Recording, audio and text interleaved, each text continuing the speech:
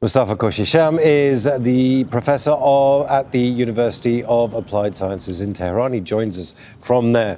There's a very, very real issue of escalation here because of these tit-for-tat attacks. But how much of this do you think is measured, and how much do you think is coming from frustration?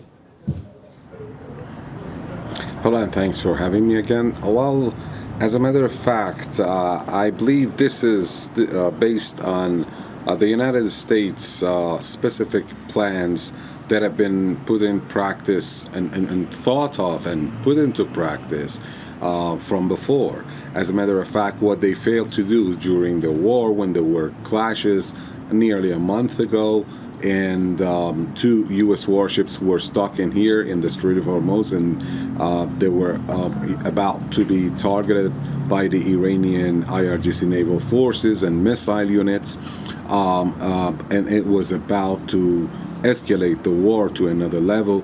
Now, after their failure, I believe they had stretched the plan in order to reopen the Strait of Hormuz outside Iranian authority and jurisprudence, and this has been a well-thought plan by the United States. So I believe the U.S. Might be willing to do so very much because it has not had any achievements during this war.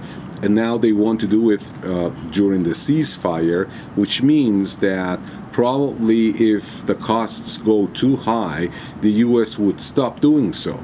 But nobody knows if the U.S. would go for a miscalculation about Iran's threshold of tolerance or not, because this is going to be the United States, that will make the decision, the final decision, if they want to escalate the situation and go on with this plan of, taking ships out without Iranian authority and information or not. Because if they continue, then Iranians have warned that the next exchange of fire will be way harsher and more powerful than before. And this eventually could end up in war. So I believe everything now depends on the United States' insistence and persistence in violating and breaching the terms of the ceasefire or not.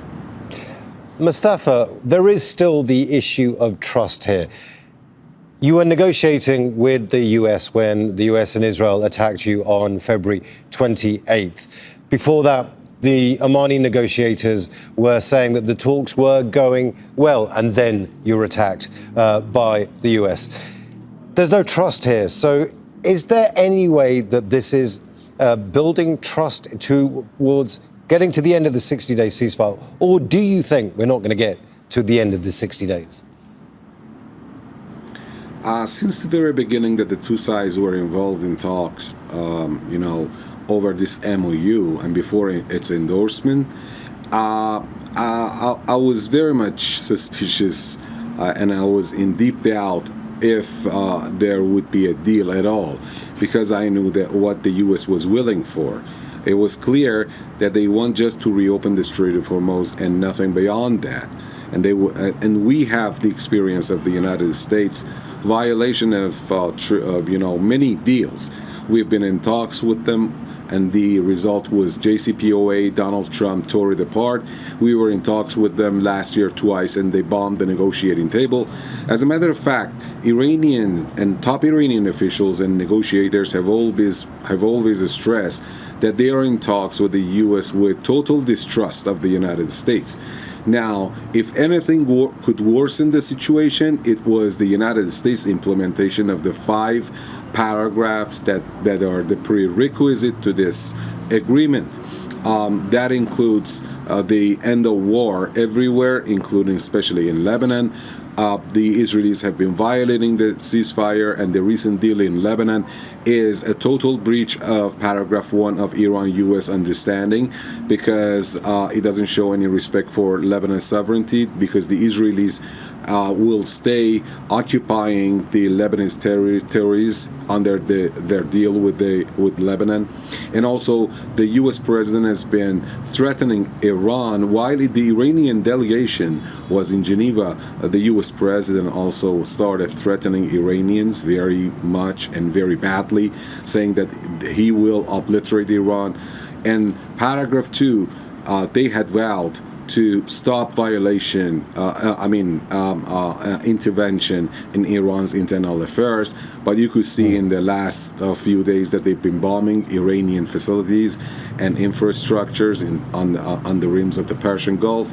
And also in paragraph 5, paragraph 11, everywhere they've been violating this first phase that includes confidence building measures. Right. So, if anything, I don't think that Iranians have any kind of trust in the United States, and the U.S.